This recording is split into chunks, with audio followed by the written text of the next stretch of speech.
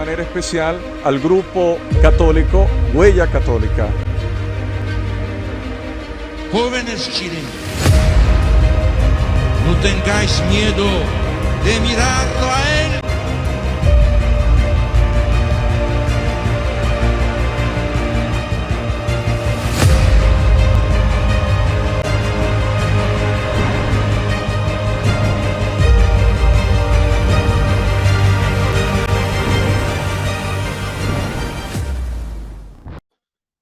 Buenas noches, estimados amigos, ¿cómo están? Bienvenidos a este canal de Leonardo Jesús Mendoza, Unidos en la Fe.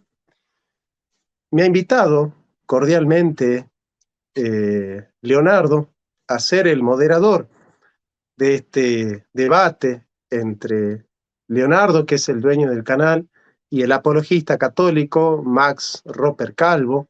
Bueno, quien les habla, su servidor, Jonathan Ramos, filósofo, historiador, y estoy muy contento de moderar este debate, un debate sobre la temática de la infalibilidad del Papa.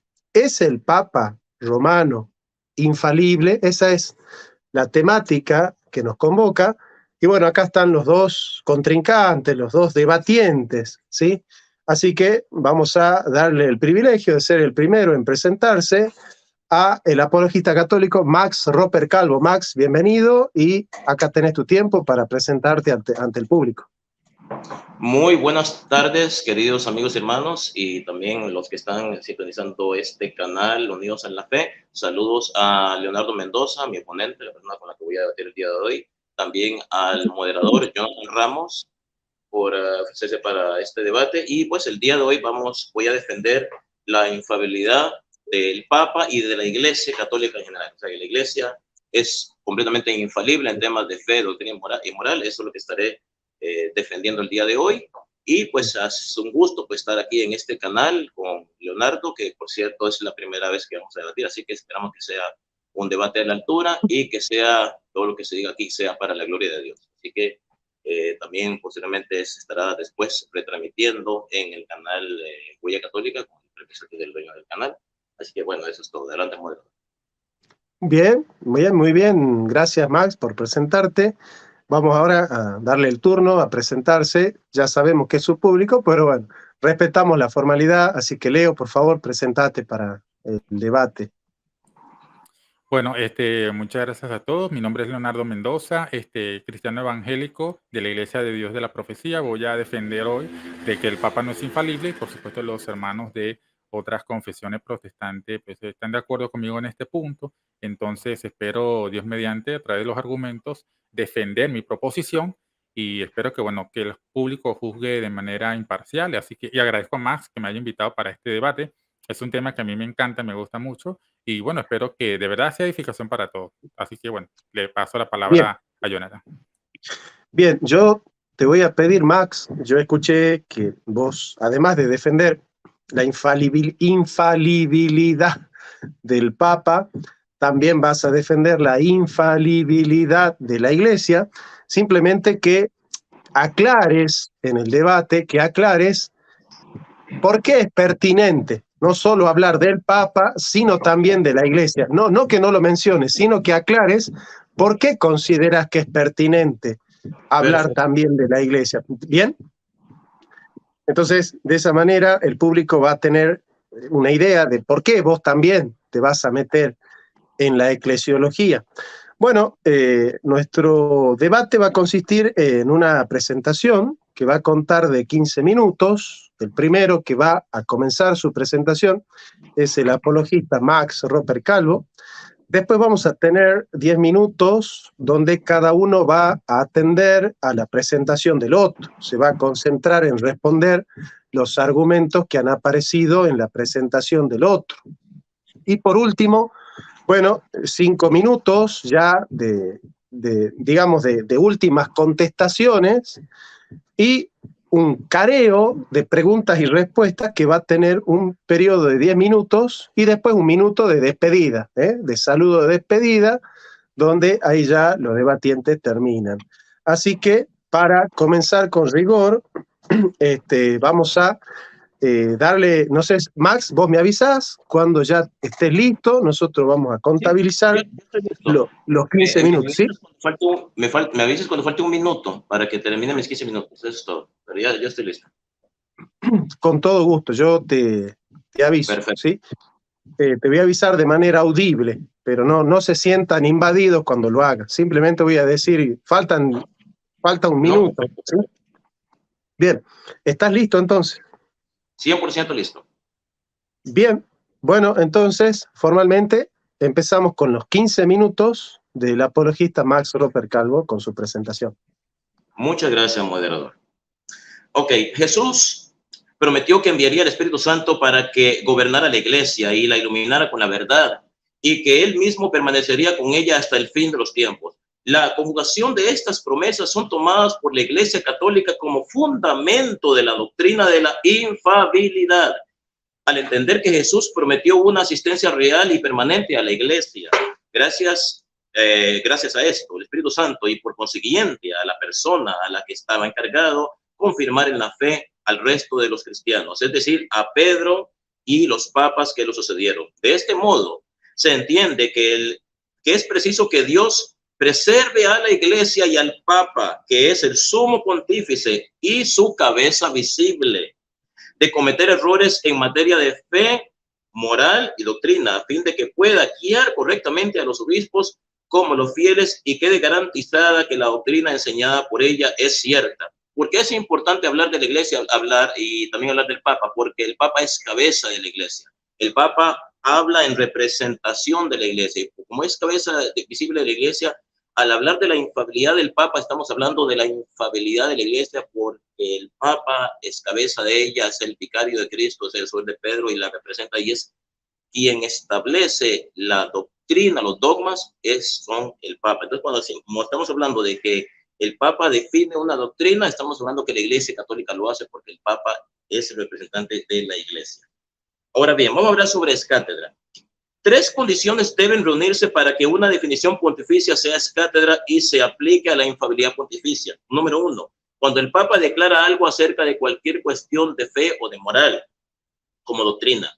Número 2, cuando el Papa declara algo como pastor y maestro supremo de todos los fieles que confirma en la fe a sus hermanos. Número 3, cuando el Papa declara algo como un acto definitivo, o sea, cuando expresa claramente que esta declaración es definitiva y que no se podría cambiar en el futuro. En cambio, no goza, y esto es muy importante que lo diga para que mi oponente no saque, no cree muñecos de paja. En cambio, no goza de la infalibilidad absoluta. Escúchalo bien, el Papa no goza de la infalibilidad absoluta cuando habla en calidad de persona privada o cuando se dirige a un grupo solo y no a toda la iglesia. El Papa es infalible única y exclusivamente cuando define una doctrina, no cuando da opiniones. Con opiniones se puede equivocar más que usted y más que yo. Eso que quede muy en claro para que mi oponente no saque más adelante muñecos de paja. San Pío X, el Papa San Pío X, en el Catecismo nos dice lo siguiente: ¿puede errar la iglesia en lo que nos propone para creer? No, señor. En las cosas que nos propone para creer la iglesia no puede errar, porque según la promesa de Jesucristo está perennemente asistida por el Espíritu Santo. ¿Es pues infalible la iglesia católica? Cuando hablamos de la iglesia católica estamos hablando del Papa. Cuando hablamos del Papa estamos hablando de la iglesia católica por ser el Papa, cabeza de la iglesia. Y esto lo digo para gracias al moderador que me pidió aclarar este asunto. Eso tiene que quedar completamente claro. ¿Es pues infalible la iglesia católica? Sí, señor. La iglesia católica es infalible, y a esta causa los que rechazan sus definiciones pierden la fe y se hacen herejes. Por ejemplo, un católico que rechaza la autoridad del Papa y rechaza la doctrina del Papa está fuera de la iglesia católica, se convierte en un hereje y un apóstata. ¿Puede errar el Papa al enseñar a la iglesia? El Papa no puede errar, es decir, es infalible en las definiciones que atañen a la fe y a las costumbres. Repito, es infalible en las definiciones que atañen a la fe y a las costumbres. No es infalible en otras cosas. En otras cosas se puede equivocar más que usted y más que yo. Eso que quede completamente claro. ¿Por qué motivo el Papa es infalible? El Papa es infalible por la promesa de Jesucristo y por la continua asistencia del Espíritu Santo. ¿Cuándo es infalible el Papa es infalible solo, escúchalo bien, solo cuando en calidad de pastor y maestro de todos los cristianos en virtud de su suprema y apostólica autoridad define que una doctrina acerca de la fe o de las costumbres debe ser abrazada por la Iglesia universal. Solo en ese caso es infalible. ¿A qué fin ha otorgado Dios al Papa el don de la infalibilidad, o por qué se lo ha otorgado? Dios ha otorgado al Papa el don de la infalibilidad para que todos estemos ciertos y seguros de la verdad que la Iglesia nos enseña. Por eso no podemos separar al Papa de la Iglesia Católica ni la Iglesia Católica del Papa. ¿Cuándo definió la Iglesia que el Papa es infalible? La Iglesia definió en el Concilio Vaticano I que el Papa es infalible, y si alguien presumiese contradecir a esta definición, sería hereje y excomulgado. Por ejemplo, esos teólogos, entre comillas, católicos heterodoxos, que andan muchos por ahí diciendo, yo no creo en la infalibilidad del Papa, esos son unos herejes, no son católicos, están fuera de la Iglesia Católica, y no lo dice el apologista católico Mark Rupert Carbo, lo dice la Iglesia Católica oficialmente, tengo los documentos. Puede ser un sacerdote católico, puede ser un teólogo, yo soy católico, pero no creo en la infalibilidad del Papa, es un hereje. No es católico, aunque él diga ser católico y aunque diga que vaya a la misa y comulga, es un hereje, está fuera de la Iglesia Católica, está excomulgado automáticamente. No importa quién sea, podrá ser un erudito, historiador, quien sea, no es católico, así de sencillo.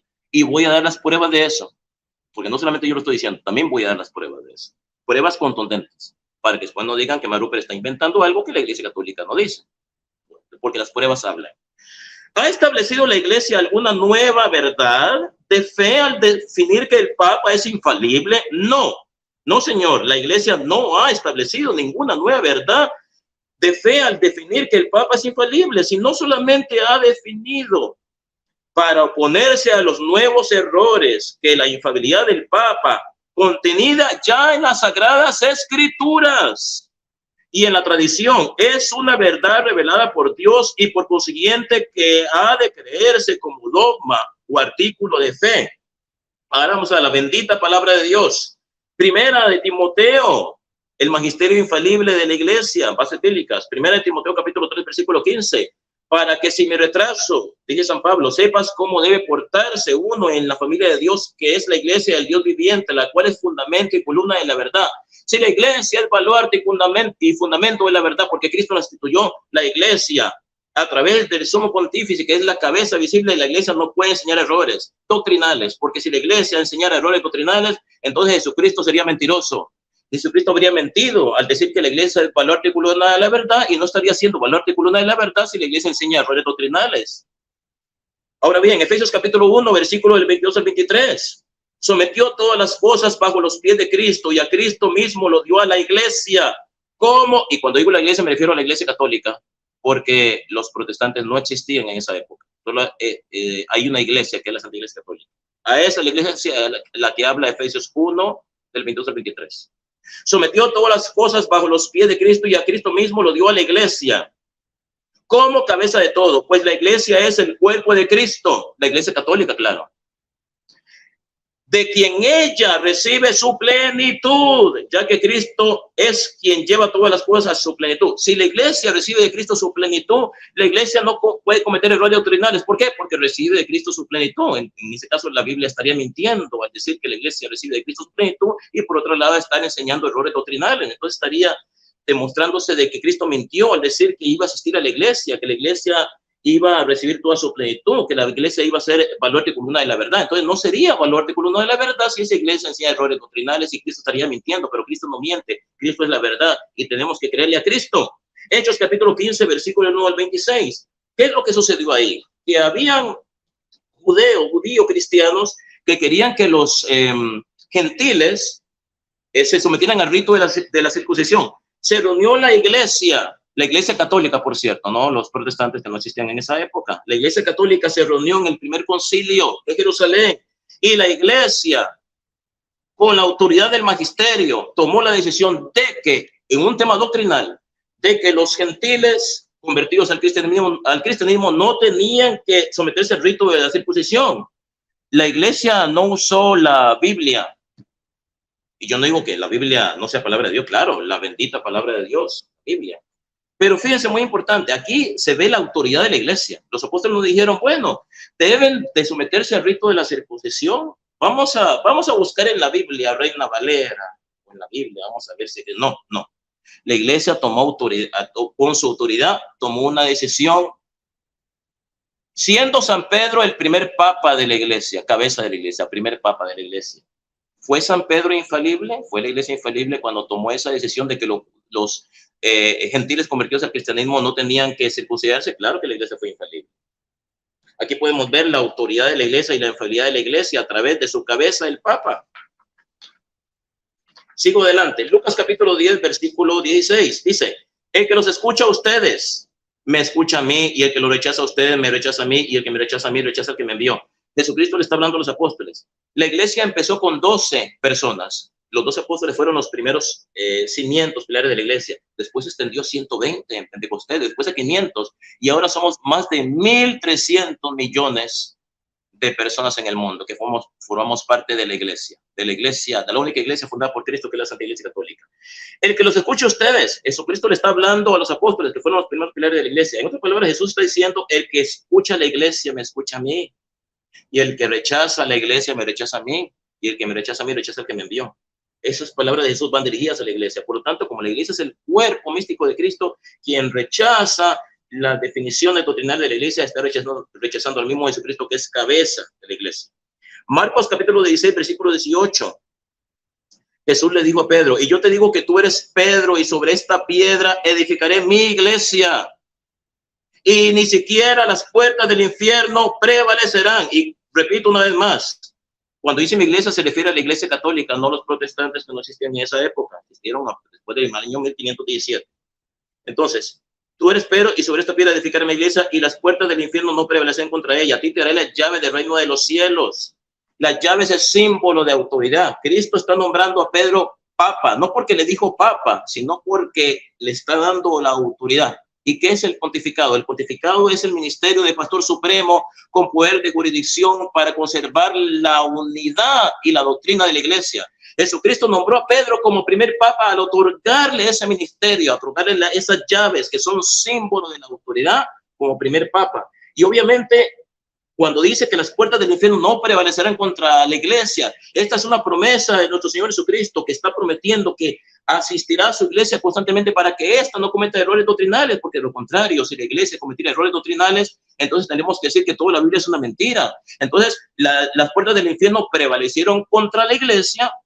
El Espíritu Santo permitió que la iglesia enseñara errores doctrinales y mucha gente se fuera al infierno porque la iglesia, entonces, no podemos decir eso. Si Jesucristo fundó, instituyó la iglesia católica, que es la única iglesia, porque no hay más iglesias, es la única iglesia que existe.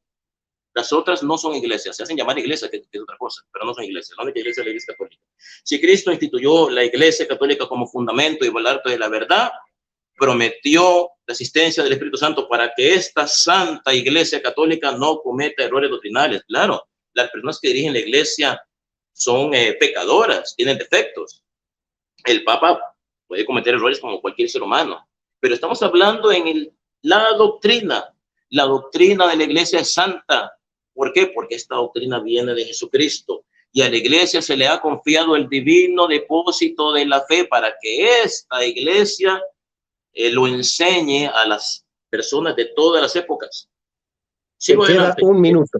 Gracias. Efesios capítulo 5, versículo 29 dice, porque nadie odia a su propio cuerpo, sino que lo alimenta y lo cuida, como Cristo hace con la iglesia. Claro, Cristo cuida a su santa iglesia católica. Y Jesucristo no cuidará a su iglesia, si permitiera que su iglesia cometiera errores doctrinales. Entonces, tenemos que creerle a Cristo, y yo le creo a Cristo. Así que mi oponente no va a poder en su exposición, en todo el debate, demostrar de que la iglesia es falible en doctrina. Él va a intentar, Leonardo Mendoza, pero no va a poder hacerlo. Con eso termina mi exposición. Adelante, moderador. Muy bien, muchas gracias, Max, por la presentación.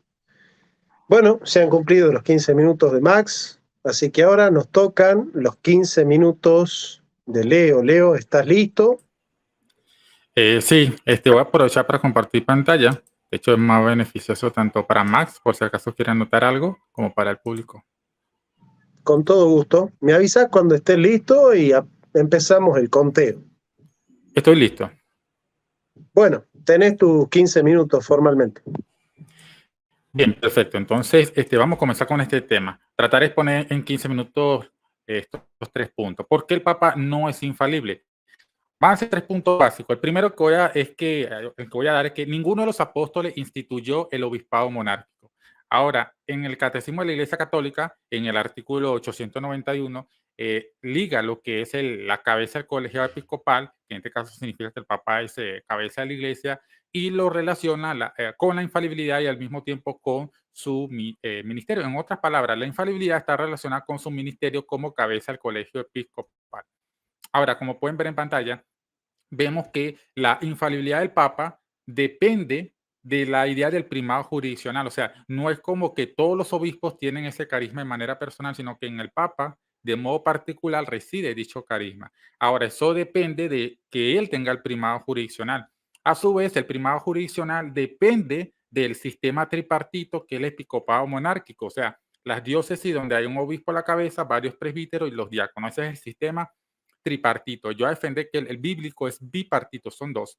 Ahora, si el episcopado monárquico es falso, entonces se viene abajo todo el castillo de naipes. ¿Por qué? Porque si no hay episcopado monárquico, entonces no hay ningún primado jurisdiccional y por lo tanto se sigue que no hay infalibilidad, porque obviamente hay una relación lógica de dependencia entre estos puntos de vista. Entonces vemos, por ejemplo, todas estas versiones que voy a citar son católicas, ¿ok? Así que cito estos pasajes. Dice Primera de Pedro, el que se supone que es el primer papa, el 2.25 dice, ahora os habéis convertido y reunido al pastor y obispo de vuestras almas. Cristo es llamado como pastor y obispo, ¿ok? Sin embargo, vemos que el mismo Pedro, en la misma carta, capítulo 5, verso 4, dice, y cuando aparezca el príncipe de los pastores, el pastor supremo, ustedes recibirán la corona inmarcesible. Solamente a Jesucristo se le menciona como príncipe de los pastores y pastor supremo. Obviamente Cristo, al ser príncipe de los pastores, sería el obispo o el príncipe de los obispos. En otras palabras, como dice también en Hebreos capítulo 3, él es obispo y apóstol, por lo tanto sería él es el obispo de el supremo en este caso. Ahora, en la Biblia, un presbítero es lo mismo que un obispo. No existe rangos distintos. Vemos en el 1 Pedro que se supone que Pedro tendría que ser un obispo episcopal, como lo entienden los católicos en la actualidad, pero dice Pedro lo siguiente, a los presbíteros que hay entre vosotros, los exhorto, yo copresbítero, es decir, igualmente este co indica igualdad, yo un presbítero juntamente con ustedes. Pero si fuera el sistema católico correcto, pues Pedro tendría menos autoridad con un obispo diocesano, que sería una locura, no tendría ningún primado. Tenemos el caso de Juan el apóstol, también dice el presbítero a la señora electa y a sus hijos, y esto es al final de los años 90 o alrededor de los años 90. Así que vemos que aún a los años 90 Juan se llama a sí mismo presbítero, y voy a demostrar que presbítero es lo mismo que obispo. Vemos que en el año 33, retrocediendo 60 años atrás, vemos que se dice lo siguiente, hablando de Matías, ocupe otro su lugar en el episcopado. Matías ocupó el lugar en el episcopado. Episcopo es la palabra que se traduce como obispo.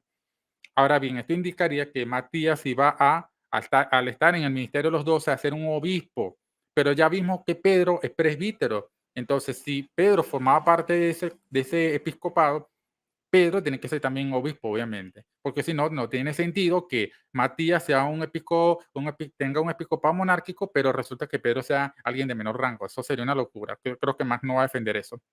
Tiene sentido que significa lo mismo.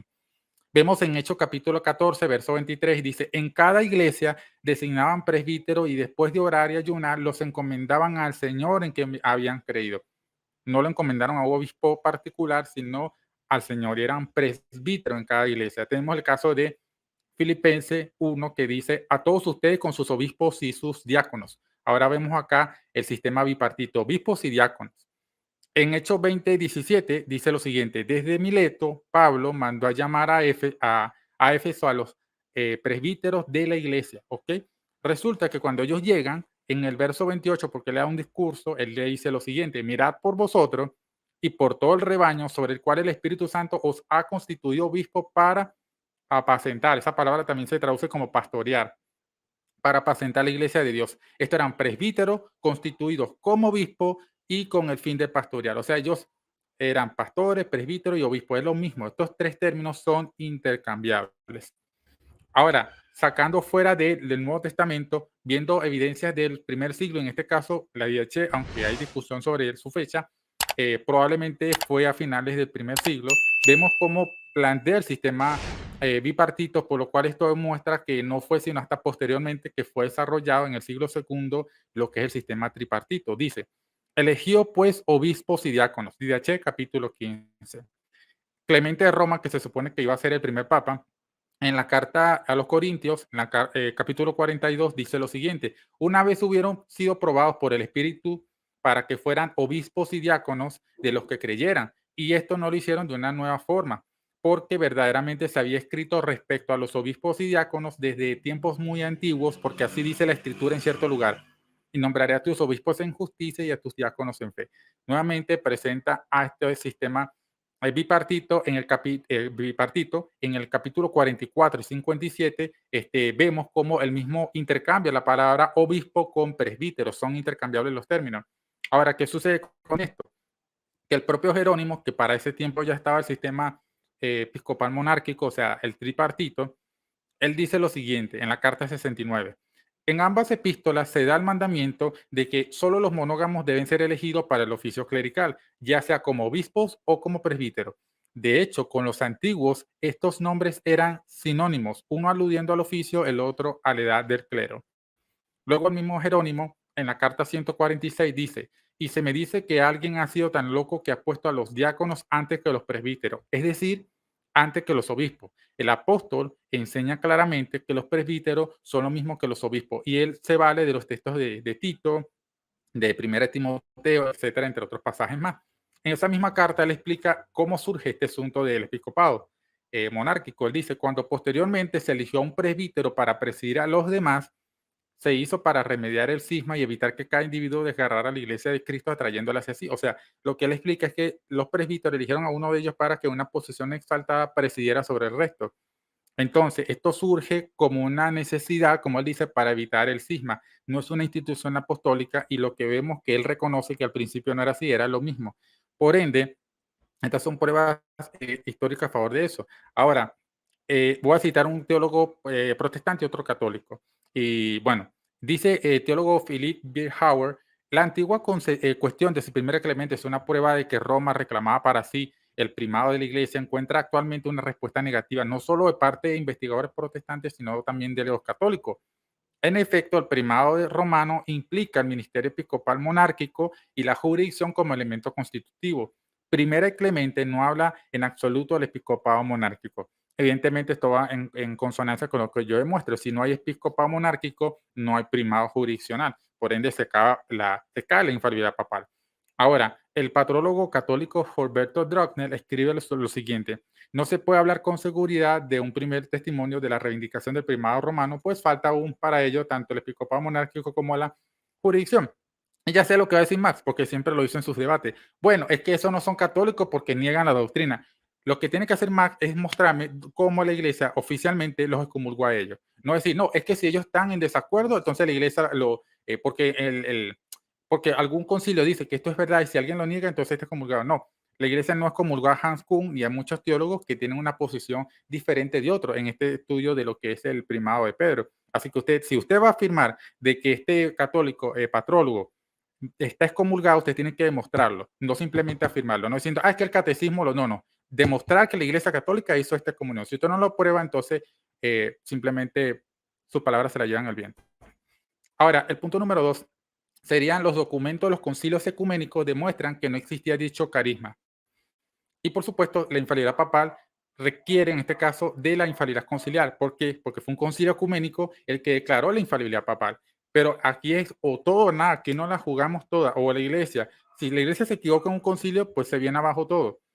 Porque obviamente la infalibilidad de la iglesia requiere que en todos los concilios ecuménicos haya un apoyo incondicional de parte de Dios para que estas personas no se equivoquen. Pero vemos que en el concilio de Constantinopla del 680 se condena a Honorio como hereje anatema, no solamente a él, sino a otros patriarcas, a otros obispos. Ahora, quizás alguien podría decir, bueno, eso es una enseñanza privada. Bueno, lo que tiene que explicarnos Max en este debate, si fuera una enseñanza privada, ¿por qué la iglesia en este concilio condena a un papa por una enseñanza privada o si fue un grupo? Ahora, si es así, si dice que no, que se equivocó la iglesia, pues obviamente el concilio no es infalible y se cae a él mismo. Si él me dice, bueno, lo que sucede es que eso es algo privado, ok, entonces tiene que demostrarme que después que la iglesia católica se separó de los ortodoxos, que hayan condenado a un papa como herejía anatema por enseñar algo privado o algo a un grupo particular. Si no me lo demuestra, por supuesto, lo obvio es que esta iglesia no considera que el obispo de Roma tenía algún tipo de prerrogativa particular. Creo que es eso obvio, ¿no? Ahora, la Comisión Teológica Internacional, esto está tomado del Vaticano, en su diálogo con los ortodoxos, ellos reconocen esto. Y cito, el sexto canon del Concilio Inicial 325 reconoce a las sedes de Roma, Alejandría, Antioquía una preeminencia y una primacía a nivel regional. En el primer concilio de Constantinopla, el 381, se añade a la sede de Constantinopla a la lista de sedes principales.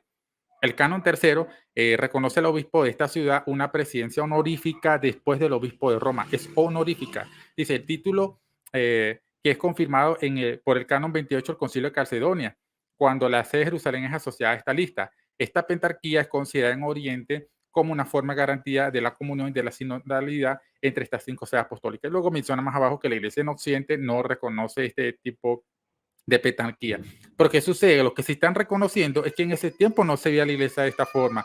Por ende, esto sería una prueba histórica, evidentemente, en contra de lo que Marx va a defender, porque si no reconocer estos concilios una primacía a nivel universal de Roma, sino a nivel regional, ellos no tendrían ninguna base histórica para demostrar su punto.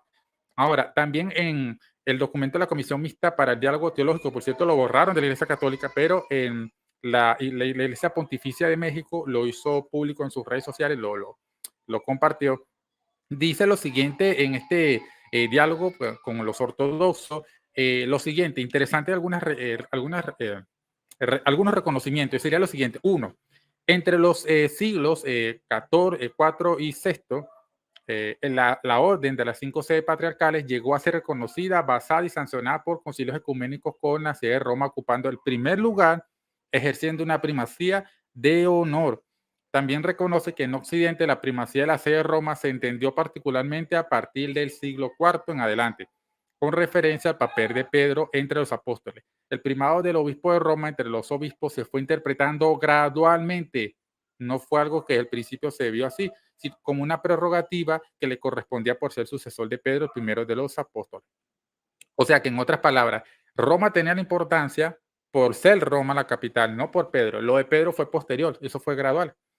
Luego dice lo siguiente también, los llamamientos al obispo de Roma desde Oriente expresaba la comunión de la iglesia, pero el obispo de Roma no ejercía autoridad canónica sobre las iglesias de Oriente. Esto es completamente interesante, devastador, creo yo, para el punto de Marx. Y el punto número 3, básicamente, el argumento de la improbabilidad. Espero que también Marx trate con este argumento. Son 3 puntos básicos y clave. Si un sucesor de Pedro tiene tanto la jurisdicción universal como el carisma de la infalibilidad, y dada la importancia de este dogma para la Iglesia de Roma actualmente, probablemente los sucesores iniciales, hasta el 150 aproximadamente, tendrían conciencia de ello. Y como lo hubiesen notado, lo más probable es que lo hubiesen registrado. Y al registrarlo, lo más probable es que esto se hubiese preservado hasta el punto de que incluso los historiadores contemporáneos hubiesen tenido acceso a esa información.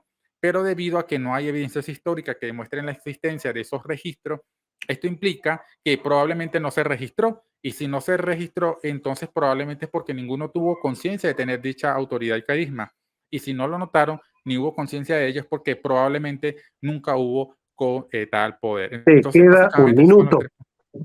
Ok, perfecto. Entonces, para redondear en mi minuto de exposición, di 3 puntos básicos. Entonces, uno, el episcopado monárquico, al ser demostrado como falso, como no instituido apostólicamente, derrumba la falsa idea de la supuesta infalibilidad, porque hay una dependencia lógica, y yo sé que más tiene que aceptar eso. La infalibilidad depende del primado de Pedro, y el primado depende del sistema episcopal. Al no haber sistema episcopal monárquico instituido apostólicamente, se cae todo, porque obviamente todo el sistema que había en la Biblia era similar al de los presbiterianos.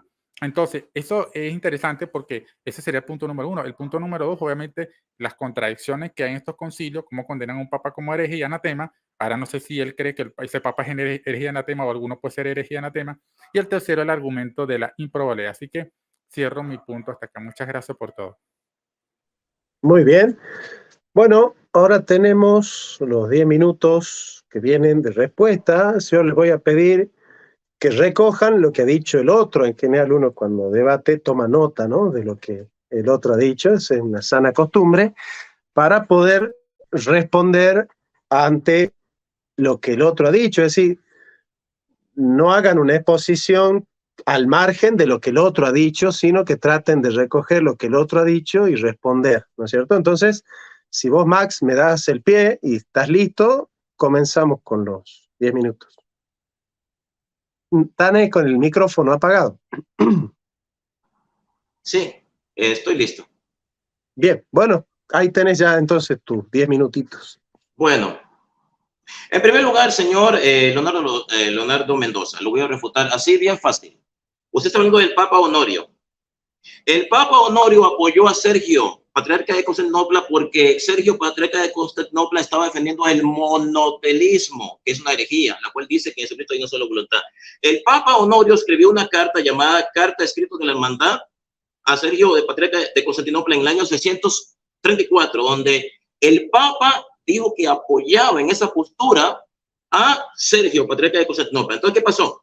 El tercer concilio ecuménico de Constantinopla, en su 13ª sesión, el 28 de marzo del año 681, dijo: pero con ellos concordamos en disociar de la Santa Iglesia de Dios y castigar con anatema también a Honorio, que fue papa de la antigua Roma, 40 años después de su muerte, claro, porque examinando los escritos que mandó a Sergio, hemos constatado que siguió en todo la opinión de este y confirmó sus impías doctrinas. De 552. ¿En qué afecta eso de felía papal? En primer lugar, la carta escritos de la hermandad que mandó el Papa Honorio a Sergio, patriarca de Constantinopla, no fue ninguna bula papal, ningún decreto pontificio, por lo tanto no es vinculante a toda la cristiandad. Usted no va a poder darme pruebas de que el Papa Honorio haya definido como dogma de fe para toda la Iglesia Católica el monotelismo. Una cosa que el Papa dijera: estoy de acuerdo con Sergio en el monotelismo, y otra cosa que el Papa lo estableciera como una doctrina, como algo vinculante. Así que queda refutado con el tercer concilio de Constantinopla, porque el tercer concilio de Constantinopla no dijo que el Papa estaba enseñando eso como una doctrina. Estaba de acuerdo con la opinión de Sergio, patriarca de Constantinopla, en apoyar una cosa, que un papa haya cometido un error en apoyar una herejía, porque eso sucedió, no se puede tapar eso con un dedo. Y otra cosa es que el papa haya definido como dogma de fe para toda la iglesia. Así que, con todo respeto, Leonardo, usted no sabe lo que es la infalibilidad papal, por eso yo lo leí al principio. Cuando el papa define una doctrina para toda la iglesia universal, ¿el Papa Honorio definió el monotelismo como una doctrina para toda la iglesia universal? No, no la definió, ¿verdad? Solo escribió una carta privada que se llamó Carta Escritos de la Hermandad en el año 634. Queda completamente refutado, señor José Mendoza, o mejor, Leonardo Mendoza. Ahora bien, usó falacia de autoridad, señor, ya yo se lo dije. Todo supuesto católico que niegue un dogma de fe es un hereje. No lo digo yo, lo dice la Santa Iglesia Católica, y tengo las pruebas aquí para demostrarlo. Usted quiere pruebas, yo le doy pruebas. Muy fácil. ¿Qué es lo que dice la Iglesia Católica en el canon, en el Código de Derecho Canónico, en el 750? Dice: se ha de creer con fe divina y católica todo aquello que se contiene en la palabra de Dios escrita o transmitida por la tradición, es decir, en el único depósito de la fe encomendado a la Iglesia. Libro sexto, las sanciones penales en la Iglesia Católica, canon 1311, de cada uno de los delitos y de las penas establecidas para ellos, canon 1334, título 1, de los delitos contra la fe y la unidad de la Iglesia, canon 1364. Canon 1364 dice: el apóstata de la fe, el hereje o el cismático, incurren en excomunión latae sentens, ipso facto, quedando firme lo prescrito en el canon 194. En otras palabras, lo que pasa es que Leonardo Mendoza no conoce la doctrina católica, obvio que no la conoce, porque es protestante. Pero le voy a decir una cosa: existen dos tipos de excomunión. Usted va a aprender algo en este debate que usted no sabía. Lo que hizo el Papa León X con Martín Lutero, el fundador del protestantismo, el padre de ustedes, cuando pidió una bula donde formalmente lo excomulgaban de la iglesia. Esa es una forma de excomunión.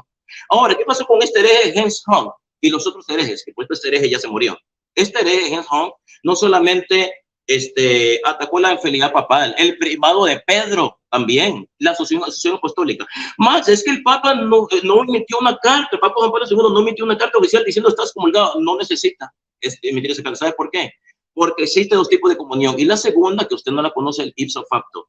Una persona, un sacerdote o teólogo que niega un dogma de fe de forma pertinaz, está automáticamente excomulgado de la Iglesia Católica. Y no lo digo yo, lo dice el Código de Derecho Canónico 751, el cual usted desconoce. Usted dice, ay, Max no presentó una carta donde el Papa lo excomulgó. No es necesario.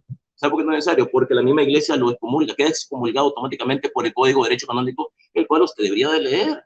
Pero ustedes conocen, queda refutado con esos herejes porque no son católicos. Max, pero es que eran católicos, te lo digo, eran católicos hasta que se convirtieron en herejes, negaron dogma de fe y quedaron automáticamente excomulgados por el Código de Derecho Canónico 751. Así que le invito a que lea más los documentos de la Iglesia Católica que ustedes conocen completamente, los documentos de la Iglesia Católica. Así que refutado con lo del Papa Honorio, completamente. No defendió el monoteísmo como una doctrina, como un dogma de fe, solo dio su opinión. Y por eso opinió el concilio lo condenó, no por definirlo como una doctrina. Así que refutado en eso, refutado con los herejes católicos, entre comillas, que niegan dogmas de fe, pero están automáticamente excomulgados por ipso facto.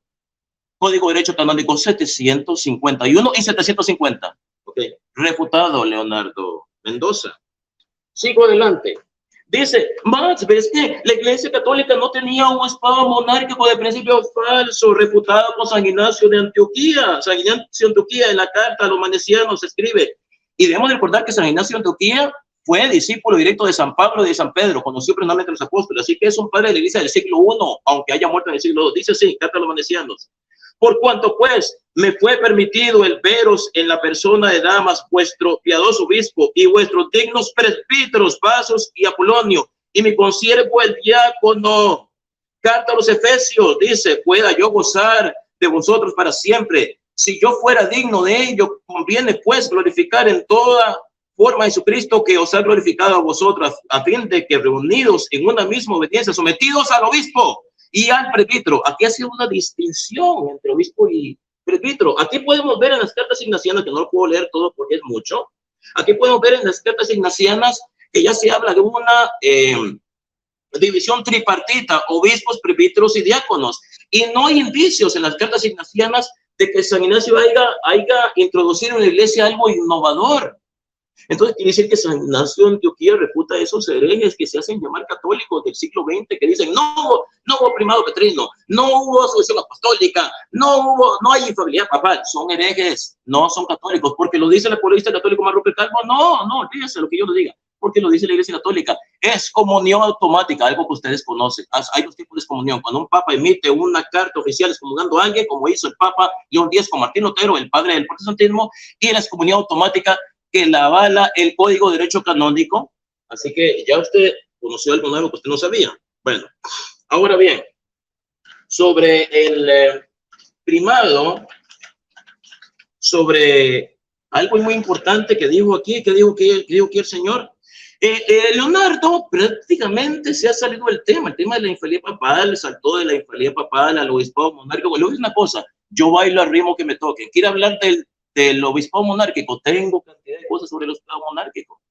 ¿Quiere hablar de la asociación apostólica? Yo tengo experiencia de más de 60 temas, pero se está cambiando de tema. Si quiere hablar del obispado monárquico, no importa, hablamos del obispado monárquico. Ahora, sobre el obispado monárquico, y lo voy a demostrar y refutar con documentos históricos. El Liber Pontificalis, siglo III, dice sobre el Papa Cayo, nació en el año 283 y murió en el año 296. Estableció que todos los rangos en la iglesia deben ser ascendidos de esta manera. Si alguno merece ser obispo, debe ser portero, lector, exorcista, seguidor, subdiácono, diácono, presbítero, y de allí sería ordenado obispo. Dividió las regiones entre los diáconos. Papa San Pío I, siglo II. Porque los protestantes dicen que la Iglesia Católica fue fundada en el año 313 por Constantino y que del siglo II para abajo no habían papas, no había un obispado monárquico falso. San Pío I dice, durante su episcopado, Hermas escribió un libro en el que contiene la orden que le dio el ángel del Señor cuando vino a él con la ropa de un pastor y le mandó que la Pascua se celebrara el domingo. Decretó que un hereje que viniera de entre los judíos debía ser recibido, bautizado, y tomó una decisión acerca de toda la iglesia. Así que un minuto. De obispos, gracias. Era un obispo de obispos. En ese tiempo no se le llamaba papa. A los papas solamente se les decía obispo. Y aquí vemos a San Pío tomando una decisión para toda la iglesia. Si no existiera el obispado monárquico, porque San Pío no hubiera podido tomar esa decisión. Eso no vale libre pontificales. Así que no me venga usted con herejes que hacen llamar católico diciendo que no había un obispado monárquico, porque están contradiciendo la historia. Y yo le dije, no son católicos, son unos herejes. Y no lo digo yo, lo dice la Iglesia Católica en el Código de Derecho Canónico. Ha sido refutado, señor Mendoza. Adelante, moderador. Muy bien, Max. Excelente. Bueno, Leo, si estás ya listo, comenzamos con tus 10 minutos. Bueno, ahí los tenés. Bien, perfecto. Voy a tratar con los puntos que puso Max. Bueno, voy a tratar de abarcarlo en 10 minutos. Él empieza a hacer unas definiciones sobre, bueno, la interpretación propia de la promesa de Cristo. Si ustedes se fijan, él hace una interpretación propia de lo que son supuestamente las promesas de Cristo en la infalibilidad. O sea, él no prueba la infalibilidad del Papa, sino que él parte de que la interpretación de él es infalible o que es correcta. No demuestra lo que se supone que tiene que venir a demostrar en este debate. Obviamente aquí empieza con un pie cojo. Luego, bueno, menciona que el Papa es infalible cuando habla, aunque no es infalible cuando un grupo o a persona como persona privada. Entonces, él tiene que definir si lo que sucedió en el caso del concilio del 680 entra dentro de una enseñanza privada o un grupo. Si él dice que es un grupo, pues privada, entonces está aceptando que un papa puede ser condenado a un concilio. Ahora, él tiene que demostrarnos cuál papa fue condenado a un concilio por decir algún error, porque de hecho él acepta que los papas se pueden equivocar de manera privada. Por lo tanto, él tendría, o en algún grupo en concreto, si el Papa se puede equivocar en eso, que cosa que se acepte y no hay ningún problema, él tendría que mostrar por qué no se condenó a ningún Papa en un concilio distinto, aparte en este caso el 680. Creo que en ese sentido, lo que hace Max es simplemente es poner la vara alta. Es como que yo diga, yo, Leonardo, soy infalible cada vez que duermo. Claro, mientras yo estoy durmiendo no estoy diciendo nada. Obviamente no cometo ningún error, ningún pecado y por supuesto, bueno, hablar en términos de moralidad, en caso de doctrina nunca estoy diciendo nada. Obviamente sería infalible mientras estoy durmiendo. O sea, pone la vara alta y solamente menciona eso. Tendría que decirnos Max específicamente cuáles son los dos o las tres o cuatro, porque yo nunca he visto realmente este punto, ¿no? Todos se ponen en desacuerdo sobre cuántas veces que habla infalible el Papa. Ahora, si son dos veces, como algunos dicen que son dos veces, nada más cuando en el Eterno y en el 1950, entonces, ¿qué hace citando textos del primer siglo o de otros siglos anteriores que no tienen absolutamente nada que ver con esto? Eso es una tontería, pero vamos por otro punto. Él menciona, bueno, que la iglesia es infalible y que el Papa es infalible. Bueno, esto yo lo volví a repetir. Luego dice, bueno, que la infalibilidad es para que todos estemos seguros. Ahora, el problema es que con este punto, que él no puede mostrar que el magisterio es infalible porque en la ideología católica o en su manera de pensar se requiere que la iglesia sea infalible para proclamar cosas infalibles. El problema es que Max no es infalible. Entonces, él no podría asegurarnos a nosotros porque él no forma parte del magisterio. Así que, obviamente, él lamentablemente tiene que aceptar la autoridad del Papa, pero va a caer en ese círculo vicioso. O sea, él va a decir que el magisterio es infalible porque el magisterio es infalible. Obviamente va a demostrar ese punto, porque en realidad, mire, los argumentos que él presentó fueron tan débiles que no sé, es muy difícil tratar con lo que él menciona. Luego dice, la iglesia pues no enseña nada nuevo, sino lo que dice la Sagrada Escritura, y cita en este caso 1 Timoteo 3:15 como una prueba. Ahora, lo que está haciendo más es partiendo de la presuposición de que la interpretación que le da el texto es correcta. Primero, tiene que mostrarnos que esa interpretación es infalible. ¿Cómo él nos demuestra que esa interpretación es infalible? Que se supone que es lo que vamos a abordar en este debate. Porque, por supuesto, que al hablar de la infalibilidad del Papa, como él lo relaciona con la Iglesia, él tiene que mostrarnos que esta interpretación es infalible o es una opinión de Max. Ahora, si él nos demuestra que esta es una interpretación de su magisterio, ¿cómo él demuestra que esa interpretación es infalible? Porque si tú me dices, no, el magisterio es infalible, ajá, aquí está el texto. Pero esa interpretación la hace tu magisterio. Claro, entonces es como que yo diga, yo soy infalible, y entonces todos los textos que yo utilizo son una prueba de esa supuesta infalibilidad, y tú no me puedes decir que no, porque se supone que eso apuntaría a lo que yo estoy diciendo. Básicamente te estás aplicando aquí un texto que no tiene nada que ver. Así que la pregunta sería, Max, ¿cómo sabe Max que esa es la interpretación correcta? Porque el magisterio lo dice. Pero ¿cómo sabe que el magisterio es infalible? No lo va a probar. Bueno, porque la Biblia dice, pero esa es una interpretación. Al final de cuentas vamos a caer lo mismo. En Hechos capítulo 15 él dice que no se usó la Biblia.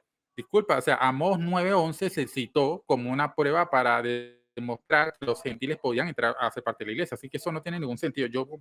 Me parece que nunca leyó la Biblia. Luego dice, el que rechaza a ustedes, me rechaza a mí. ¿En qué prueba esto la infalibilidad del Papa? En nada, simplemente está hablando de un contexto histórico en que Jesús le habla a los apóstoles cuando los comisiona a predicar, y por supuesto cuando las personas rechazan el mensaje, rechazan a Jesús. Por eso no tiene nada que ver con la infalibilidad. O sea, esto simplemente es un argumento sacado de la manga del sombrero, y él, no sé, mágicamente lo quiere convertir y asociar con la infalibilidad de la iglesia o del Papa. Entonces, la pregunta es, ¿todas estas interpretaciones que está haciendo Max son infalibles? No, porque él es falible. Entonces, estamos aquí discutiendo dos personas falibles sobre un magisterio infalible. Bueno, en el caso de él está creyendo que su magisterio es infalible, pero no lo va a poder defender, porque él ya forma parte de los laicos, no es del clero, no forma parte del colegio episcopal. Y si él fuera parte del colegio episcopal, él tendría que mostrarnos cómo es que él es infalible. Pero bueno, también sobre Mateo 16, las llaves son símbolo de autoridad suprema.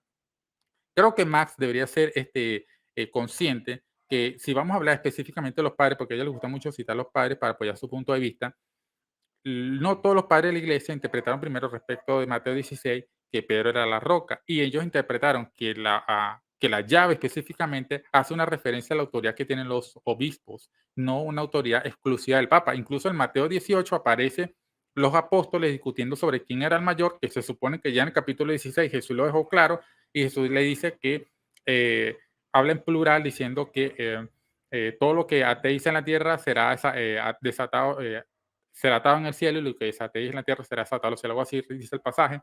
Pero el punto es que está hablando en plural y está incluyendo a los 12 apóstoles, no solamente a uno en particular. Por eso es que el mismo Orígenes entendió que eso no era solo para un apóstol, sino para todos.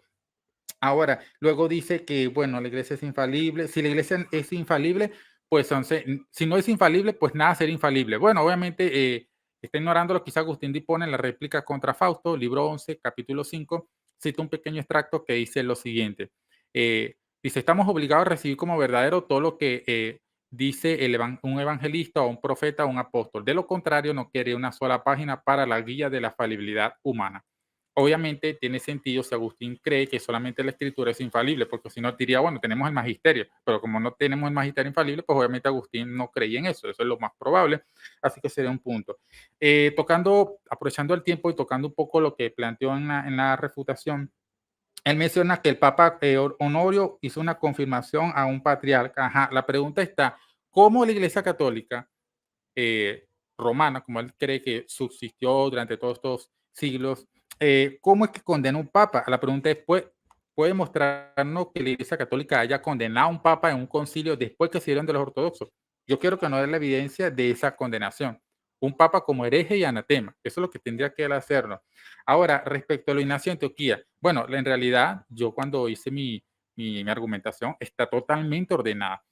Primero, demostré la secuencia lógica, que es irrefutable, o sea, es perfectamente, el argumento es perfecto. La infalibilidad papa depende, según el catecismo, del primado de Pedro. Y el primado depende del sistema episcopal. Eso es obvio.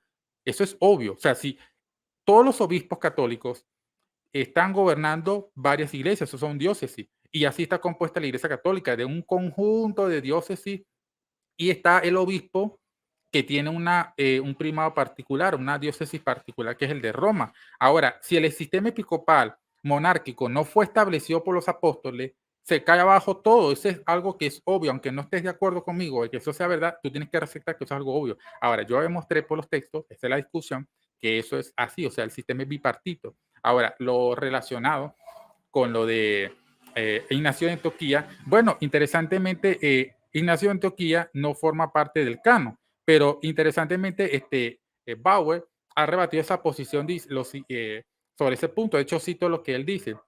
Ignacio, más que describir hechos, pinta deseos. Así lo sugiere la circunstancia de que la mayor parte de sus escritos revisten la forma de exhortación y no de prescripción. Eso está en el libro de Alfonso Ropero sobre los padres apostólicos.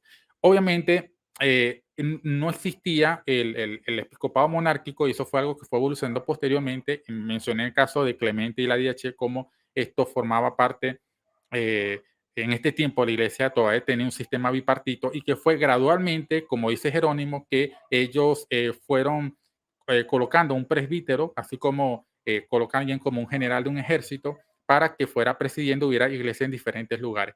O sea, ¿cómo iba a haber una iglesia en Roma? Bueno, con un obispo Te monárquico. queda un minuto. Ok, entonces, eso sería por ahí. Respecto a mi argumento de la improbabilidad, tienes que tratar con ese argumento y de hecho, en tu refutación no hiciste absolutamente nada de eso.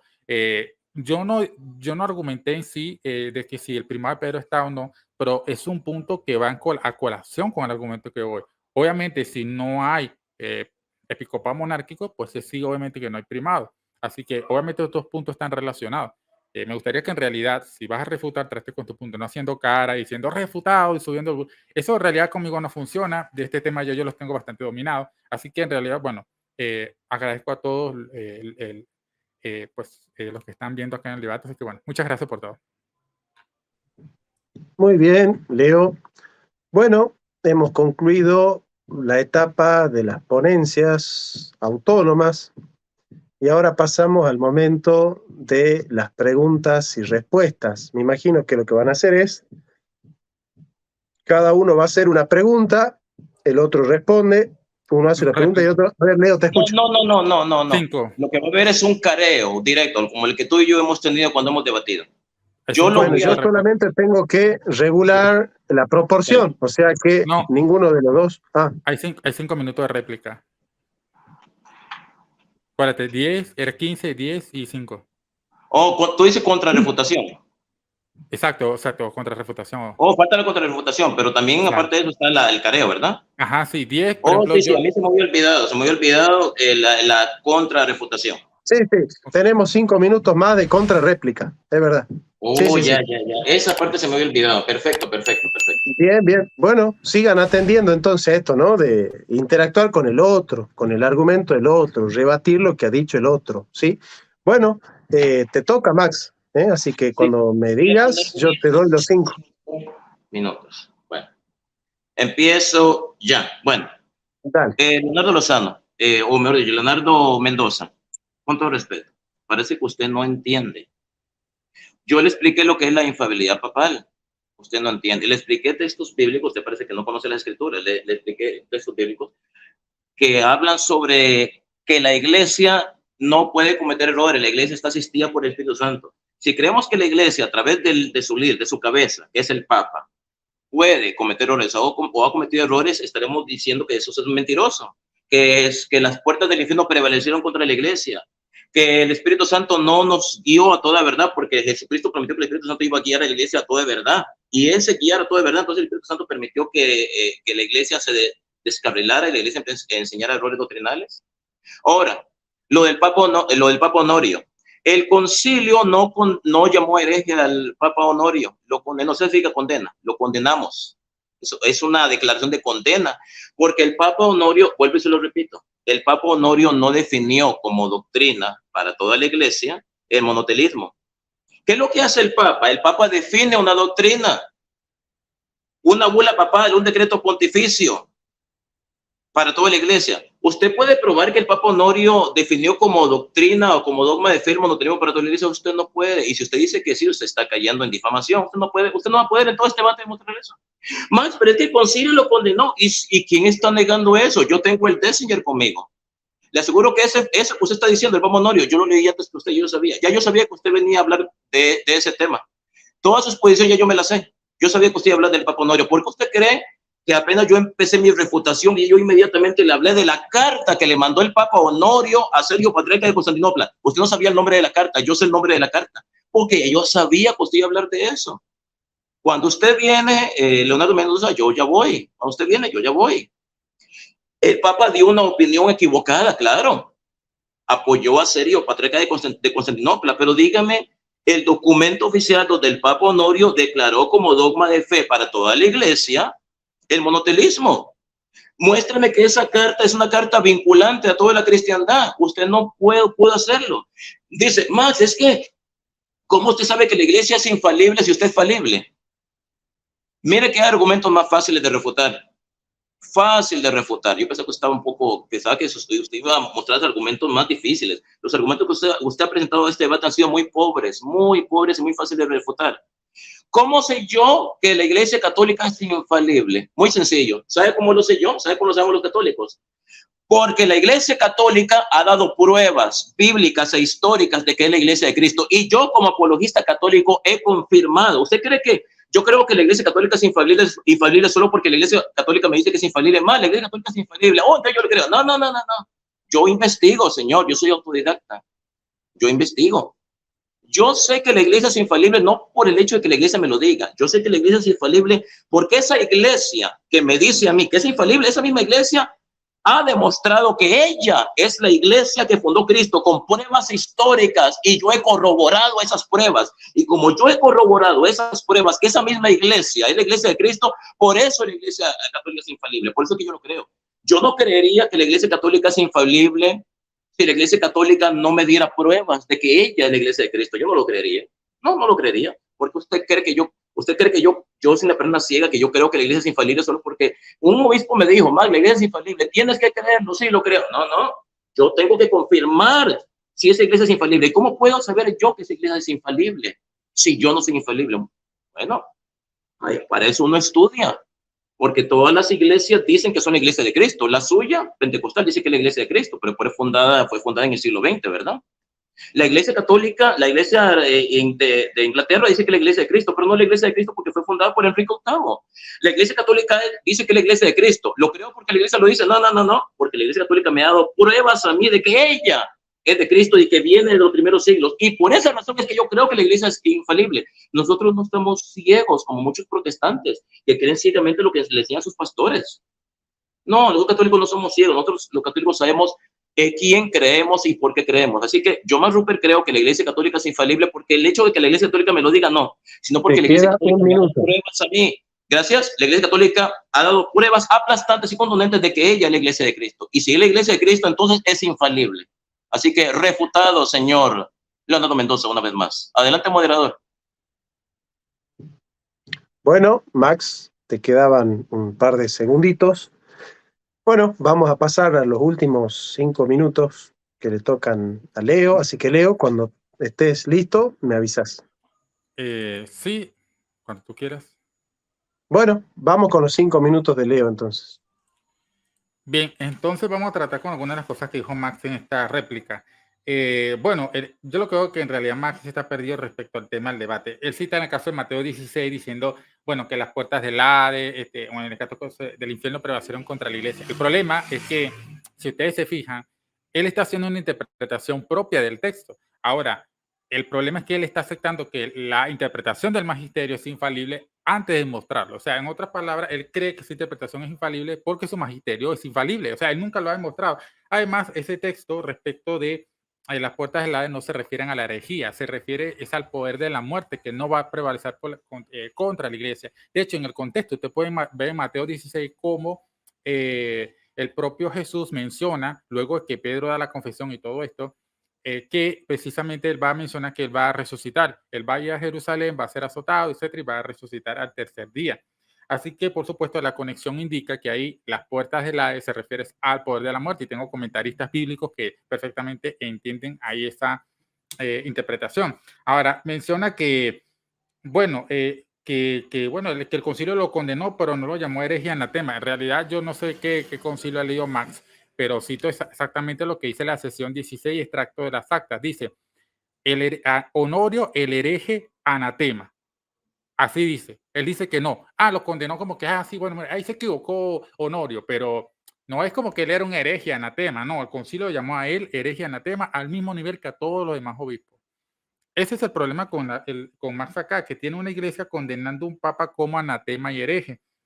Ahora, ¿qué sucede? Que él dice, bueno, que el papa dio una opinión equivocada. Ajá, pero ¿qué tipo de opinión es lo que él nos ha dicho acá? ¿Es una opinión privada a un grupo? Si es así, ¿por qué entonces la iglesia lo condenó por eso? O sea, ¿la iglesia acaso no sabía que era una opinión privada? ¿Por qué tiene que condenar a un papa por una opinión privada? Es completamente ridículo. A ver, Max, dinos, ¿la iglesia en el futuro puede condenar, por ejemplo, al Papa Francisco por una opinión privada o por una opinión a un grupo? ¿Puede condenar como herejía, anatema? Si me dice que no, pues obviamente ha demostrado que está completamente refutado, porque la iglesia que hizo ese concilio no considera ni existía tal cosa como la infalibilidad papal. Creo que es obvio, o sea, no tiene ningún sentido. Ahora, dice la iglesia es infalible y ha dado pruebas. ¿Cuáles son las pruebas? Aparte, la pregunta es, ¿esas pruebas no son acaso interpretaciones tuyas de una persona falible? O sea, tiene un problema acá.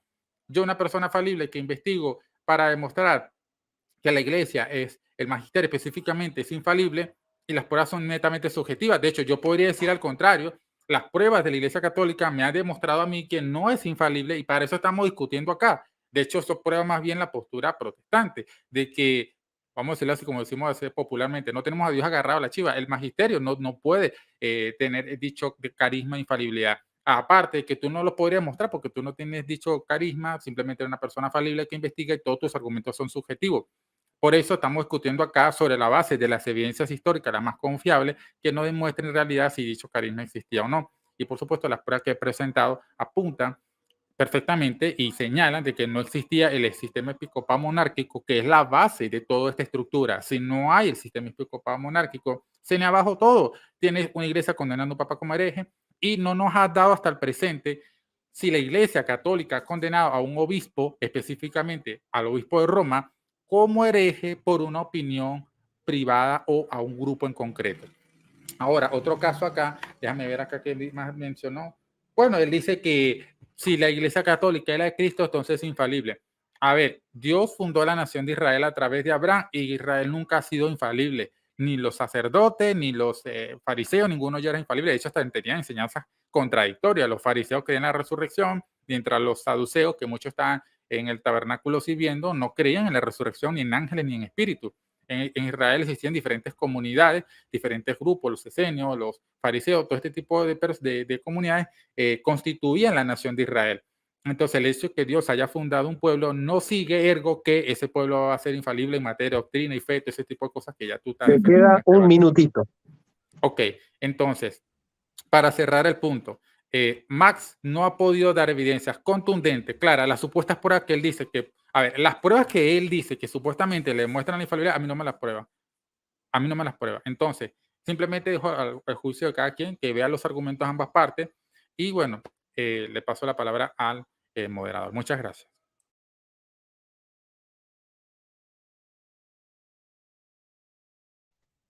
Mi micrófono está retobado, a veces no se prende. Bueno, muchachos, ya ha terminado entonces el momento este de las exposiciones. Viene el careo, el careo libre. Yo simplemente voy a medir que, bueno, que las intervenciones no sean hegemónicas de ninguno de los dos, ¿sí? Y obviamente si hay falta de respeto o si se están desviando de los temas. Simplemente esos son los 3 criterios que voy a manejar. Así que, si están listos los dos, prenden su micrófono los dos, ¿sí? Y tienen 10 minutos para interactuar. Yo les pediría que no hegemonice ninguno las preguntas, sino que uno haga una pregunta, el otro responde, después el otro hace una pregunta, el otro responde, ¿sí? Yo no estoy de acuerdo con ese formato así. Decime cuál te gusta. ¿Sabe por qué? Porque en 10 minutos puede ser que uno haga más preguntas al otro, o sea, tenga una ventaja sobre el otro sin que sea culpa de los dos. Entonces es mejor hacerlo para que sea algo equitativo, que sea o 10 minutos para uno o 10 minutos para otro. Claro, o sea, él pregunta y yo solamente respondo y ya, ¿no? Bueno, hagamos 5 y 5. 5 minutos donde... Yo te voy a interrogar a ti por 10 minutos y después tú me interrogas a mí. Para Exacto, que sea, no, pero no, a ver, claro, muchachos, no, nosotros tenemos 10 minutos en total, entonces hacemos 5 minutos.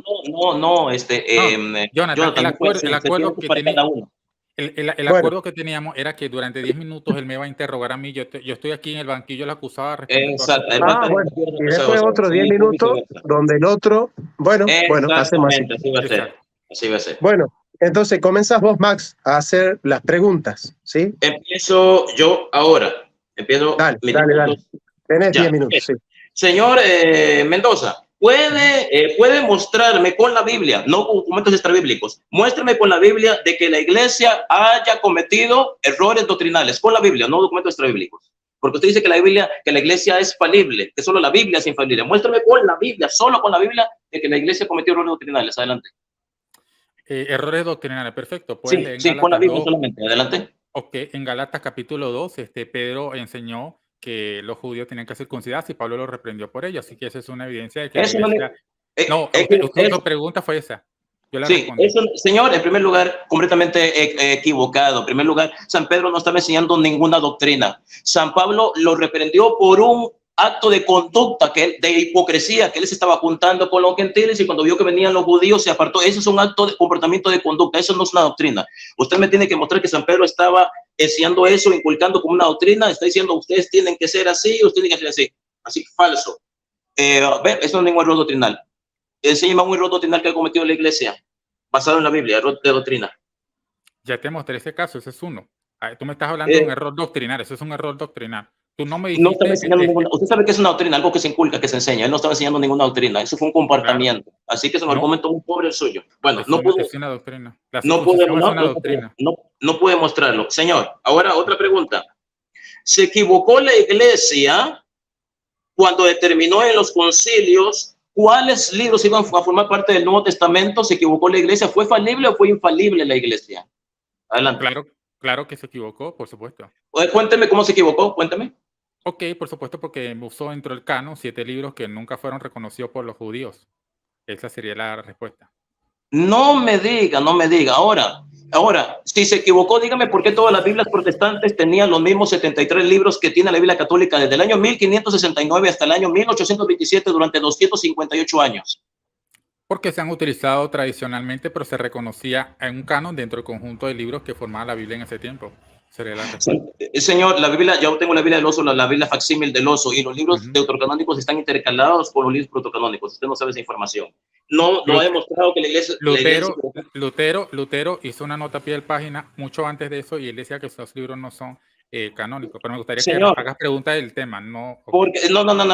Usted que quiere oír a la infalibilidad papal. Infalibilidad papal es el tema. Vamos a hablar de la infalibilidad papal. ¿Fue la iglesia católica infalible cuando determinó que los 27 libros que componen el Nuevo Testamento son inspirados, sí o no? Porque fue la iglesia católica lo que los definió en concilios. ¿Fue la iglesia católica infalible cuando tomó esa decisión o fue falible? ¿Cuál concilio? Los sínodos de Roma, los de Hipona, del 3, el cuarto de Cartago, como lo dice el erudito F.F. Bruce, porque su erudito protestante F.F. Bruce, escritor de más de 40 libros, dice en el canon de las escrituras, en su libro El Canon Bíblico, que se definió en el concilio de Hipona el canon. ¿Se equivocó la iglesia católica? ¿Fue falible o fue infalible cuando determinó que los 27 libros de nuestro actual Nuevo Testamento son inspirados por Dios? Adelante. Ok. 2 puntos respecto a esa pregunta. No fue falible, no fue infalible, corrijo. La razón es porque ya te mencioné. ¿Falible? Fue falible, exacto, fue falible. Ok, ahora déjame abordar la respuesta, no voy a extenderme mucho. Fue falible porque en la definición que se hizo allí está no solamente lo del Antiguo y Nuevo Testamento, entonces tú no me puedes saltar y decir, bueno, en lo del Nuevo no se equivocó, pero entonces eso prueba la infalibilidad, porque ya estoy hablando que ahí se hizo de todos los libros. Entonces, si la iglesia fue falible, entonces entonces no debemos de confiar que los 27 libros de nuestro Nuevo Testamento son inspirados porque fueron escogidos por una iglesia que es falible. ¿Eso es lo que usted me está tratando de decir? No, lo que te estoy diciendo específicamente que si una iglesia es infalible lo tiene que hacer en todo, no en una parte sí, en otra parte no. Por ende, si se equivocó en una cosa, pues ya obviamente no puede decir que la iglesia es infalible como tal. Aunque puede, por supuesto, declarar cosas que son verdaderas. Entonces, si el Papa no fue infalible cuando determinó el canon de las Escrituras, ¿por qué ustedes los protestantes tenían el mismo canon católico desde 1569 hasta 1827? ¿Por qué tenían el mismo canon si la iglesia se había equivocado? No es el mismo canon. O sea, obviamente... Señor, tengo la Biblia protestante conmigo, la Biblia del Oso. Lo siento mucho. Estoy hablando de canon. Tú estás diciendo canon. El canon es... el canon es la lista de libros sagrados. Tengo la Biblia conmigo, la Biblia protestante conmigo. Por eso, canon es una cosa. Ahora, sí, ¿y por qué tiene los mismos libros deuterocanónicos? ¿Por qué los tenía? ¿Se equivocaron los protestantes entonces? ¿También? No. De hecho, los protestantes hicieron nota de pie de página. Te acabo de mencionar Lutero, que él decía que estos libros se pueden utilizar. De hecho, las confesiones lo mencionan. Son libros para... ¿Y por qué el protestante casi oro? Déjame terminar de responder. Ya va, espérate, déjame responder la pregunta. Lutero mencionó que estos libros no son reconocidos como canónicos, pero por supuesto nunca rechazó que se leyeran, así que muchas iglesias lo hicieron, así que no hay ningún problema. Bueno, te está yendo por las ramas. Te estoy respondiendo la pregunta. Siguiente pregunta. ¿Usted puede mostrarme que un papa haya contradicho a otro papa en una definición dogmática? ¿Tiene pruebas de eso, sí o no? Y preséntalas ahorita mismo. Definiciones dogmáticas. Sí, que un papa haya dicho, ese papa estuvo equivocado al definir este dogma y dice que él. En toda la historia de los 2000 años de la Iglesia Católica. ¿Puede mostrarme las pruebas ahorita mismo, sí o no? A ver, ¿cuáles son las definiciones dogmáticas de la Iglesia Católica hecha por un papa? Señor, el tiempo se está acabando. ¿Tiene las pruebas o no tiene las pruebas? Te voy a decir, a ver, ¿te vale un concilio? Concilio, lo que sea. Un concilio que contradicho dogmáticamente un papa. A ver, ¿dónde son las pruebas? Ok, perfecto. En la bula una santa dice, ahora bien, someterse al romano pontífice, lo declaramos, lo definimos y pronunciamos como de toda necesidad de salvación para toda criatura humana. Ahora la pregunta es, en el Concilio Vaticano, no te hace pregunta. Sí, yo sé que hago una pregunta. En el Concilio Vaticano II los musulmanes también entran dentro de ese plan de salvación. Eso yo no le veo sentido. Yo creo que hay una contradicción.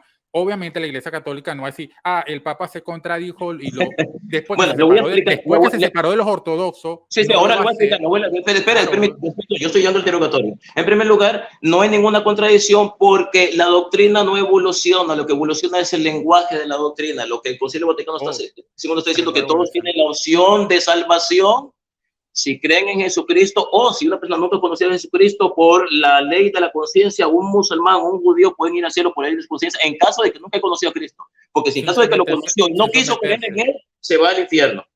Ok, así que es falta de conocimiento de la doctrina católica. Ahora, otra pregunta.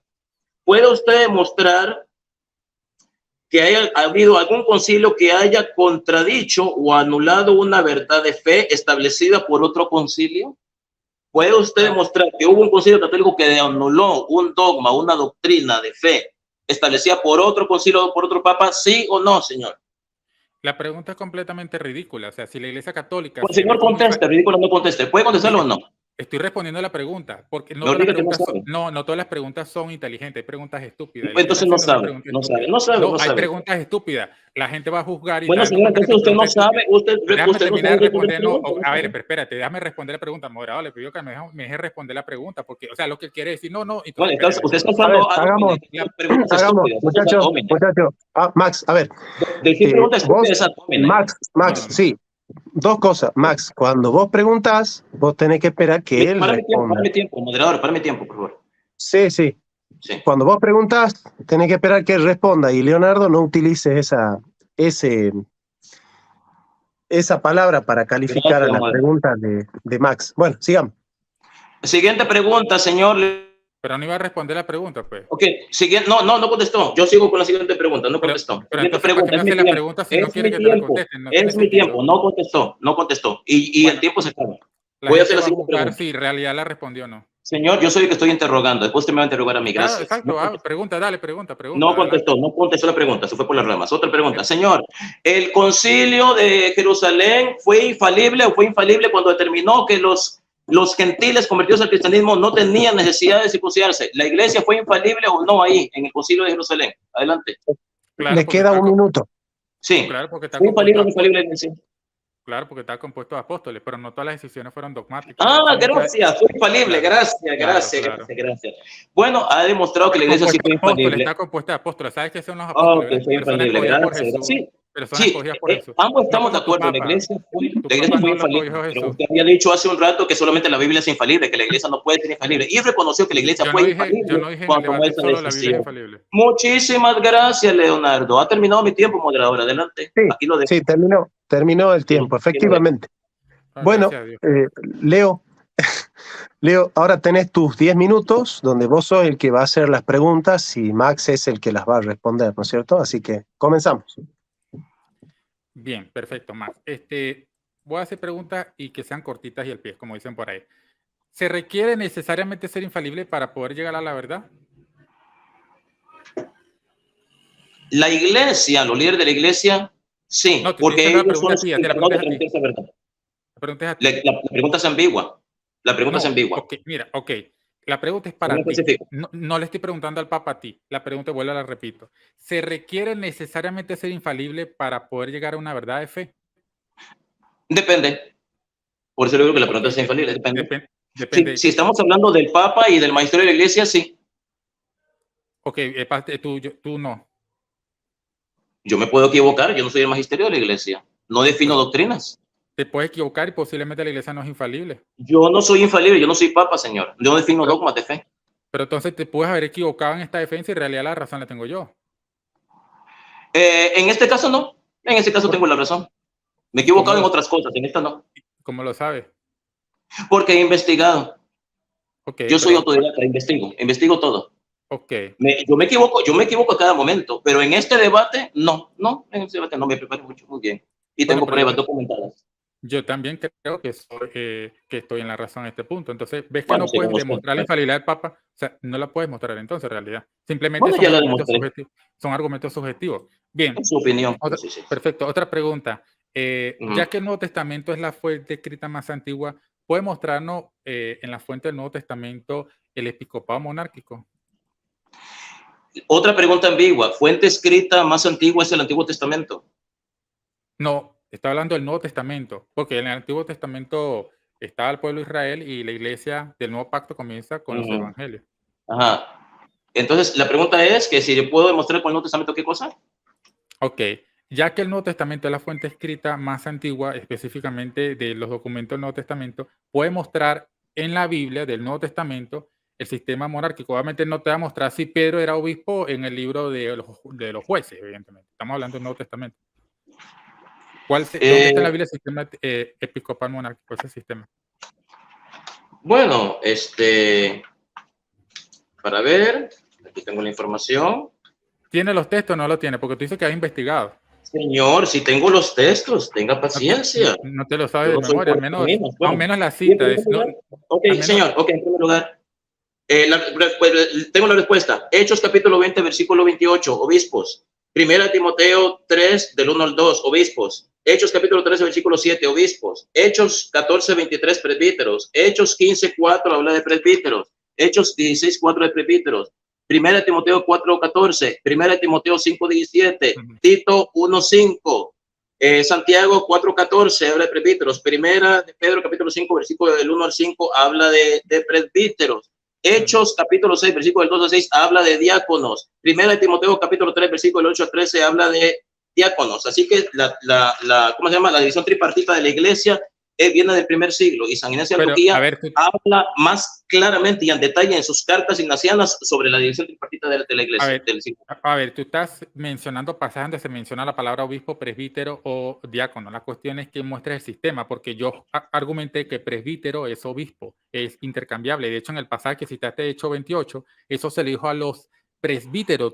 Si ven el versículo 17, el capítulo 20, Pablo manda a llamar desde Mileto a los presbíteros de Éfeso.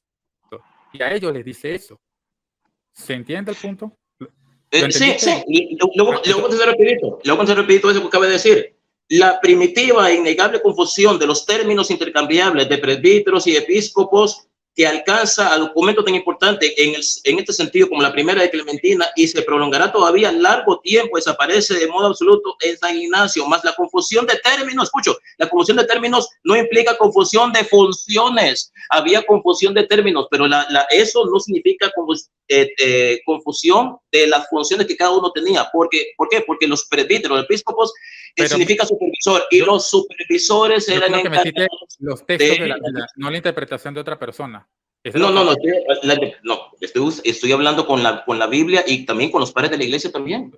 Usted ha usado documentos de otras personas para basar su argumento. ¿Por qué no puedo hacerlo yo, señor? Pero es que mi pregunta específicamente es del Nuevo Testamento, no de qué dice otra persona. Si yo te le leí los textos bíblicos, no puedo leer detalles. Ya doy por respondida la pregunta. Perfecto, ya la doy por respondida. Otra pregunta, ¿cuántos príncipes pastores se mencionan en el Nuevo Testamento? ¿Cuántos príncipes o pastores se mencionan en el Nuevo Testamento? No, príncipe de pastores. Príncipe de pastores. Bueno, Jesucristo es príncipe de pastores. ¿Y Pedro lo era? Bueno, en el Nuevo Testamento no se le llama príncipe, lo que no significa que no era. Ah, ok, no tienes evidencia del Nuevo Testamento. Pero tengo evidencia de que él era el obispo de obispos con el Nuevo Testamento. Tengo evidencia de eso. No necesariamente que se le llamara príncipe, pero tengo evidencia porque él se le dio la autoridad. A ningún otro apóstol se le dio las llaves, solamente a Pedro. Y dijo, lo que tú ates en la tierra será atado en el cielo. Eso sí se llama autoridad. No es necesario que lo nombre príncipe. Bien, perfecto. Otra pregunta. ¿Puedes mostrarme un concilio después del Cisma de Oriente que haya condenado a un papa por una declaración privada o una opinión, como tú mencionas? Señor, pero ya yo se lo leí. El cuarto concilio. Oh, usted dice después de Oriente. Claro, porque obviamente sí, los ortodoxos Sí, porque lo del van a otro concilio alegar. de Constantinopla fue antes, ¿sí o no? Claro, los ortodoxos van a alegar, escúchame, tratando tú de ser objetivo, tú tienes que darte cuenta que los ortodoxos podrían alegar de que el Papa no tenía esa jurisdicción. Para darse ver claramente la jurisdicción, Están equivocados. específicamente cuando se separan. Estoy preguntando. Sí, bueno, mira. Entonces, después que se separan, lo más obvio es que se vea esto. Ahora, tú tienes, después que se separa la Iglesia Católica de los ortodoxos, tienes una evidencia donde se haya condenado por una opinión privada a un Papa. Bueno, en primer lugar, sí, le voy a contestar, tengo que corregirlo. Los ortodoxos se separaron de la Iglesia Católica, no los católicos de los ortodoxos. Sí, pero responde la pregunta. Ahora, respondiendo a su pregunta, porque el tiempo se acaba, no le quiero robar su tiempo. Fíjese que un concilio después del Cisma de Oriente que haya condenado a un papa por una opinión privada, no tengo pruebas de eso y no me extraña que exista esa prueba.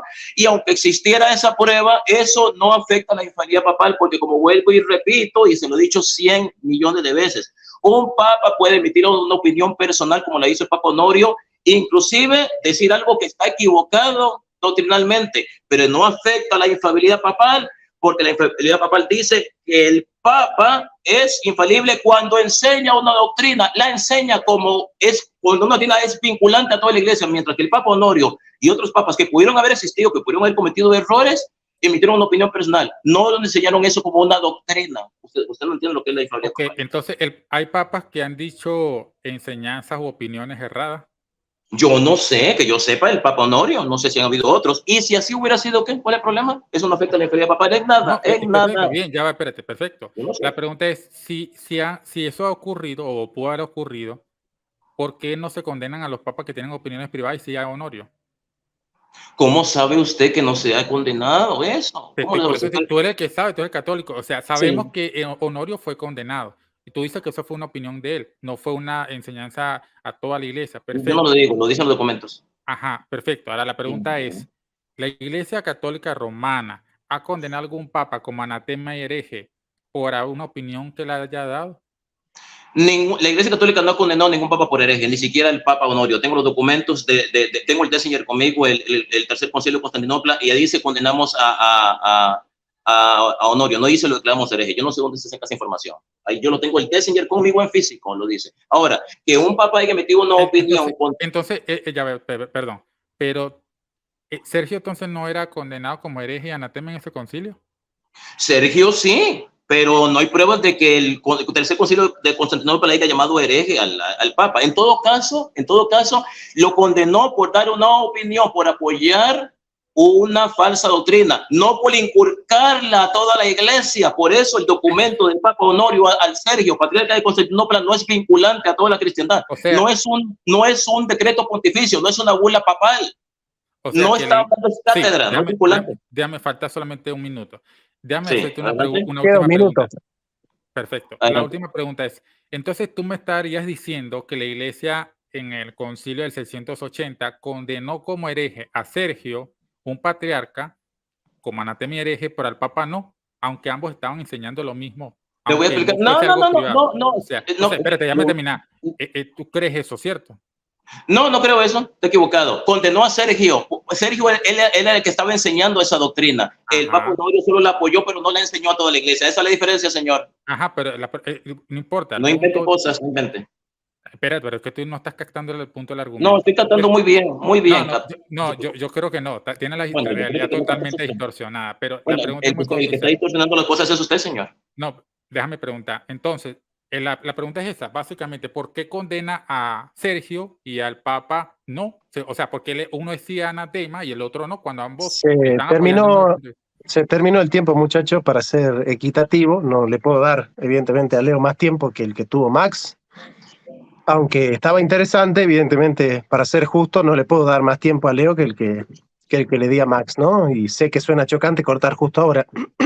Bueno, gente, tenemos un minuto donde ustedes van a hacer un cierre, pero ya no del tema, sino un cierre del debate, sin ya tocar el tema. El tema ya quedó acá, seguramente el tema quedó abierto para hacer otro debate, seguramente podrían hacer otro, no importa. La estructura del debate ha finalizado, ¿sí?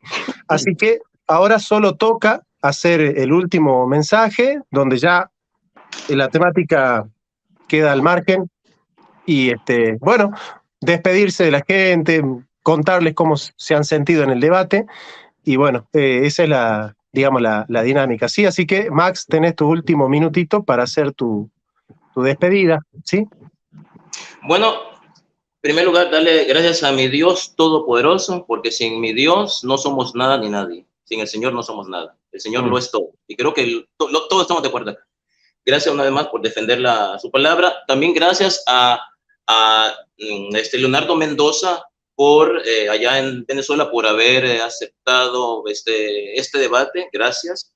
También al moderador, que creo que fue una moderación muy neutral, imparcial y objetiva. Y espero pues en un futuro pues recibir a Leonardo Mendoza en Huella Católica para debatir cualquier tema. Puede ser el primado petrino, puede ser el obispado monárquico o algún tema mariano o cualquier tema. Así que gracias a todos los miembros de este canal, unidos en la fe, a todos los evangélicos, a todos mis hermanos católicos de Huella Católica que han venido a apoyarme. Y sin más, se despide desde la capital del mundo, desde la ciudad de Nueva York, el apologista cristiano católico más Rupert Calpo, diciéndoles que Dios Todopoderoso y la Santísima Virgen María, hija de Dios Padre, madre de Dios Hijo y esposa de Dios Espíritu Santo, los bendiga y les acompañe hoy, mañana y siempre. Muy buenas noches desde Nueva York. Gracias, Max. Leo, bueno, tu público te espera, así que despedite con el último minuto que te queda.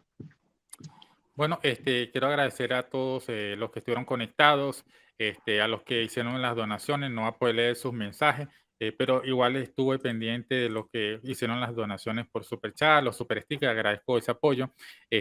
Agradezco a Max que haya participado en este debate, al profesor Jonathan Ramos, hizo una excelente moderación. Espero que este debate aprendan todos. Yo quiero que la gente analice los argumentos que presentó Max, los que presenté yo, y que cada quien tome su juicio personal. Así que agradezco a todos su apoyo. Así que denle like y nos vemos en la próxima. Like, muy bien, muchachos, lindo debate, así que nos vemos en la próxima. Gente, gracias por habernos acompañado en este canal. Bueno, like, comenten y obviamente que seguramente van a venir reacciones a este debate en algún momento. Así que Dios los bendiga, nos vemos.